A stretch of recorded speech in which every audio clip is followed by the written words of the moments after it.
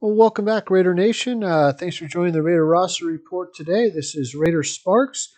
Today we're going to talk about the tight end prospects in the upcoming draft for the Raiders and kind of see how that would fit into our roster here and see what kind of prospects we're looking at here. Me personally, I'm thinking very late round or UDFA type of players here. Obviously, this is pre-free agency, pre-combine and all of that good stuff. So there's still a long way to go. If we're really aggressive in free agency, maybe we decide to go up and in the draft and spend a little extra draft capital to get a tight end. But you never know. But anyways, please like, share, subscribe, comment. Definitely love to hear the comments from everybody. If you're another YouTuber out there that does Raider content, drop me a line.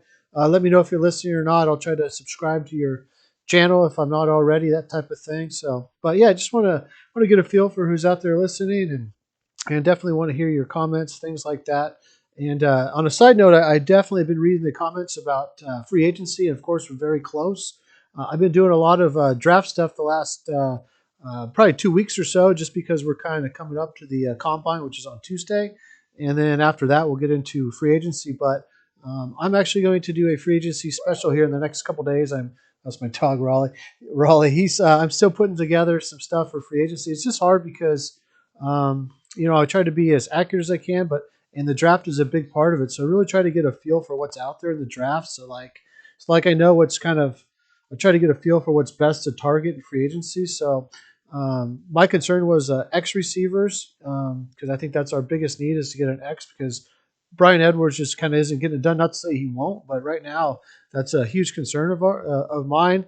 And and looking at the draft, there's at least 2 rounds where we could probably get a really good, solid X type receiver in the draft. And if you look at free agency, there's really only probably I'd say 3 true X type receivers, and it's going to cost a lot of money. Devontae Adams would be like 30 million. Allen Robinson like 16, 17 million. Mike Williams, even Godwin, if you want to call him an X receiver, which I don't really know that he is, he's about 18 million. So I mean, there's a lot of money to be spent, but which we would spend, gladly. But if I look at the draft, there's some guys that can come in and at least a few would be better right away than Brian Edwards, but at least a few others that can come in and compete for the job. And so that's kind of the reason why I wanted to go through the draft in such detail to find out, like cornerback, it's going to be very tough to get a true lockdown like cornerback that we know for sure is a lockdown guy. There's depth at cornerback, so I have no problem getting depth players and maybe catching lightning in a bottle and get a guy later that could be a lockdown corner. Awesome, that happens a lot. Um, but to surely get a true lockdown, it's going to be very difficult for us to do that in the first round because, I mean, Sauce Gardner and Derek Stingley are probably the only two, and likelihood of us getting them is not much. And then after that, it's really kind of tough. And just look at the history of the draft. I mean, there's so many busts at cornerback, and a lot more, first, second round receivers survive in the NFL than first and second round cornerbacks. They kind of come and go. You just really never know where you're going to hit in that position. So, although I do think cornerback is a deep class and there's a lot of depth and a lot of possibility there, but I don't really want to go with that. I mean, and then as far as a true like game changing defensive tackle, there's defensive tackles that are really good in this class. I don't know if any are game changing, like Chris Jones or Aaron Donald type guys in this draft, from what I can see. But there could be some surprises. There's some big dudes in this draft, so if we wanted to add depth as far as size, which is what we're going to go to with our defensive tackles. We definitely need the size, but there's some good solid free agents out there too that we could maybe look to fill those roles. So just kind of get a feel for the draft in that regard. So and there's good depth at D tackle, but game changing, I'm not sure.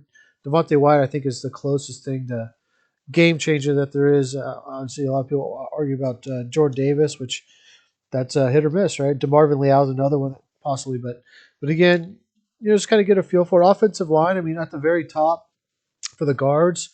Um, Pretty good. I think around 1 or 2 we could get a starting caliber guard in round 1 or 2 with no problem with the way our draft would set up. Or do we want to spend that draft capital, or do we want to look at free agency to get that position filled, or do we need to fill that position? We have Leatherwood and John Simpson. So So that's something to kind of consider, and it's good to look at the draft to kind of see what's out there.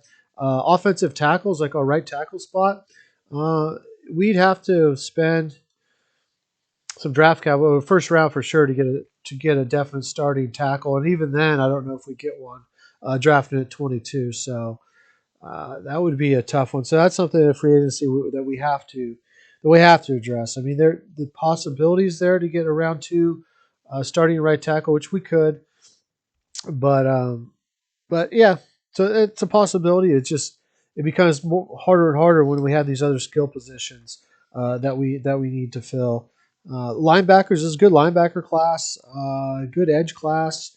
Really top heavy on the edge class, especially as a stand up linebacker. I know we kind of conflate the two now, edge and stand up linebacker, but we don't really need, I guess, a true edge because we have Yannick, we have Max, and we have Malcolm. But I mean, a stand up outside linebacker, I guess, is more what we call it. But a lot of these guys played edge in college, so same difference. But really top heavy on the stand up guys like um, Trayvon Walker, David Ajabu, Drake Jackson, those types of guys. And then it kind of falls, but it doesn't really fall. It falls to the traditional linebackers. There's a lot of good traditional linebackers in the draft, so I have no problem going deeper in the draft and maybe shoring up some of the guys that we already have on our roster right now. A couple of the free agents like Perryman and Morrow, and then go into the draft to get another linebacker or two, that type of thing. But we'll also look at free agency to see where we're at with that. Running backs, like I said, it's a really good running back class, a safety class. I like the safety class for what we need. Another split type safety, somebody that can communicate really well, somebody that can go after the ball and have great ball skills because we need turnovers in the back end. So, some definitely guys there. There's some good nickel linebackers as well in case we're moving on from Abrams. So that's a good thing. We don't necessarily need to go do that in free agency because there's some good quality guys in the draft that I think we could get. So, like I said, running back class, there's a ton of depth there. And then let's get into the tight end. So one of my favorite tight ends, and he played at the Shrine Bowl. And actually, the Shrine Bowl has some really good tight ends this year. Really solid class. And I'm going to completely butcher his name. Shingozium Oonku, tight end out of Maryland. I have no idea how to say his name. 6'2", 242. So maybe not the traditional height, although I think he's a little longer than I give him credit for. But definitely a standout. One of the things that stands out with this guy is a tremendous athlete. But more than that, he's a terrific blocker. He was blocking dudes like he was an offensive tackle. All the defensive ends, he was blocking them no problem. So, and I think for our offense, we need a guy that can block. Like Derek Carey last year showed us at the end of the season when he came back, having that extra tight end to be able to block our running game just improves so much more. And this guy is a terrific blocker, but he's way more than that. He's very good in the passing game. He's a solid route runner. He understands the zones and where to get open in the zones. And yeah, so he's really an excellent player. 52 receptions last year, 717 yards, 9.3 average, and 8 touchdowns. I think the reason why he's as low as he is because of medicals. He missed all of 2020 because he had myocarditis, which is inflation of the heart, and so he had surgery with that. But obviously, bounced back, had a full season this year with Maryland, and was really solid. He's a terrific tight end, and would really be an asset for us. And he's projected to go in the later rounds right now. Obviously, there's other guys like Jeremy Rucker, Jake Ferguson, Greg Dolchis that could be there sort of in the mid rounds if we wanted to get more aggressive and get one of those guys. But Oanku is an excellent guy. I mean, actually, I might even have him somewhat over this just because of his athletic profile, what he can do. So I think the medical is going to be big for him. If somebody's willing to take a chance, you're going to get a very good player. Um, the next guy to take a look at is Jilani Woods, a little older player. At 5 years, he had I think it might have been 1 year at junior college or something, but he had 3 years at Oklahoma State and 1 year at Virginia. He was at the Shrine Bowl as well, and actually kind of stole the show there at the Shrine Bowl. He was really good, especially in the game. Um, he's 6'7", 259, extremely long, 34-inch arms, 82-inch wingspan, and just a really good offensive player. I mean, yeah, if we wanted to add more offense, if we wanted to get Foster more just involved in blocking, and who knows what's going on with Waller, but if we wanted more offense, this would be the guy we'd go out and target because he's really good. He only had 44 receptions, 598 yards, but he had 13.6 average, really good for a tight end and 8 touchdowns. So I think I may have a little bit more of the quarterback play because when he was at the Shrine Bowl with good talent, he was the best talent. So look for this guy, especially in the red zone. Really good at 50-50 balls, and somebody that the Raiders could definitely have an eye on. They didn't ask him to block hardly at all at Virginia. Not saying he can't block. I think he probably can, but just it wasn't something that was asked of him. But with that length, I'm sure he probably could. But so if we're looking for more offense, then this would be the way to go. Another guy that's really a solid tight end is James Mitchell, and really the reason why he's on this list is because he would have been one of the guys that are rated much higher, but he tore his ACL in 2021, so he's kind of still coming back from that. He was a Virginia Tech guy, 6'3", 255. Another guy with really good speed. Um, he can definitely stretch the field. He's a really good blocker too. He's very technically sound. He's not quite as good as Owanku, and I should have mentioned with Owanku as well. A lot of yak ability too. This guy gets a lot of yak yardage, so he's more than just a tight end that can block. He's a pass catchy receiver, yak guy. And that type of thing. But James Mitchell is also kind of in that realm as well. If we go back to 2019, just for to show some of his versatility, he actually went in the backfield and he rushed for 4 touchdowns. So this actually might be very attractive to McDaniel's system as well. A guy that can do multiple things like this. He's a technically sound blocker, very good speed. He can stretch the field from the tight end position, but he can also go back in the backfield and line up and take handoffs. So really good player. Career 52 receptions, 898 yards.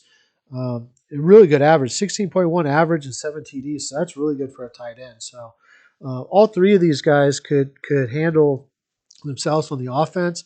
If we want to get a little bit better blocker, there's an option there. If we want to get a guy that can do a lot of things, James Mitchell's the guy. And if we wanted to go for a truly more a pass catching tight end, Jilani Woods late in the rounds would be a tremendous pick.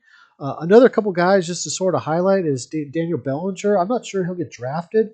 I heard some reports of the Senior Bowl, kind of day-to-day stuff where he was really good and another report wasn't so good, which I didn't really understand some of the reports that were coming out. But this guy's a senior out of San Diego State, 6'4", 252. But he was voted by his peers as the best practice tight end of the week. So his tight ends thought enough of him to do that. He does a little bit of everything as well. Not a flashy guy at all. His stats don't pop. 31 receptions for 357 yards, only 2 TDs, an 11.5-yard average. But they mainly use him as a blocking. But at the Senior Bowl, he really showed what he can do on the offensive side. Made some nice grabs. So one-handed catch, I believe, even things like that. So definitely could be a good spot. I'm not sure he gets drafted, but maybe 7th round. But just a good overall tight end, somebody to kind of keep an eye on, especially at the combine. We'll see what kind of athleticism he has. It might get him more into that 7th round conversation, that type of thing. But just another guy to keep an eye on is Austin Allen out of Nebraska. He was at the NFLPA Bowl, 6'8", 260. He was the Big Ten tight end of the year, 38 receptions for 602 yards, which was a record for tight ends at Nebraska. 15.8 average, which is awesome. The only thing I was questioning was 2 touchdowns. I'm not sure why he would only have 2 touchdowns. 6'8", you'd think he'd be a much better threat in the red zone. But the NFLPA Bowl, he did really well and stood out in the practices, the game, that type of thing. So if you haven't checked out the NFLPA Bowl, definitely there's some talent there to go look at. But let's take a look at his pro day and his combine as well, see how he does, see how athletic he is again. And again, it's probably guys maybe undrafted or maybe late 7th round. But if we're looking for a red zone or a third tight end option, not a bad choice. Somebody to kind of keep an eye on. And another real sleeper would be Amari Rogers. A lot of guys are starting to pick up on him out of Ohio University. He was a quarterback, got invited to the Shrine Bowl, was at the Shrine Bowl, and they immediately converted him to a tight end, which he hadn't played before. And if you read anything about it, the coaches were just raving about this guy. how athletic he was, how good he was. 6'5", only 225, so he needs to add weight. So look at his pro day or his combine. I think he's actually going to the combine. So let's see if he adds weight, gets up to around that 240 mark, which is kind of where more around where you want your tight end to be, so you can get the blocking. But as far as athletically, he was catching passes, boundary, toe tap, and doing everything. Just, I mean, the coaches couldn't rave enough about this guy. So it's like I don't know, Darren Waller, like just out of nowhere type guy. Um, but yeah, gets to the Shrine Bowl and says, "No, you're not playing quarterback. You're playing tight end, and this is what we want you to do." And he excelled at it. So, just somebody to kind of keep an eye on. And yeah, so I mean, as it relates to this, I mean, there's some really solid, really good tight ends. This is a good tight end class, in my opinion. And so, if we wanted to maybe look to add one late as our third tight end, awesome. We can surely do that with no problem. And so that's kind of where I like to break down these draft prospects and just kind of get a feel of the depth for the position groups, so we know sort of how to target free agency. Because when I do the free agency, I'm going to try to make it somewhat realistic. You know, it's tough. And to be honest with you, another reason why I've been stalling a little bit on free agency is because of Derek Carr's contract. Let's face it, that's going to drive all free agency. You know, because what we do with his contract is going to really determine what limitations we have or what we can do in free agency. So yeah, that's the other aspect of it as well. And so there's some important dates coming up. You know, I've got one more broadcast. I still have to do the quarterback group, which I'll probably get that out in a day or two. I'll see what I can get done with my quarterbacks, and really what we're looking for right now is just some backup quarterback options. So I'll try to put a few together that I like and get those out to you. But yeah, the combine starts on March 1st on Tuesday. I believe all franchise tags have to be complete by March 8th, which will be huge because those that go unfranchised, that'll be in the free agent pool, right? So we'll have a little bit clearer understanding who's truly a free agent or who we'd have to trade for based on who gets franchise tagged. And then the tampering period starts with free agency on March 14th. So, and all March and all for a while will be pro days and things like that. So just check. I'll try to keep you guys up to date on any pro days that I hear about or anything news that comes out of certain pro days and that type of thing. So, and then yeah, March 16th is free agency. The new league year begins. So a lot of cool stuff coming up. A lot of things to help build the Raider roster. Again, please like, share, subscribe, make comments. If you're somebody else, a YouTuber with the Raiders out there, just drop me a note. Let me know. I'll gladly join your channel, that type of thing. But yeah, anyways, Raider Nation, that's all I have tonight. Or actually, yeah, tonight, because I'll post this early in the morning. So close enough. Depending on when I end up posting this on YouTube, tonight or in the morning, whichever. So anyways, guys, have a good one, and I will catch you next time on the Raider Roster Report.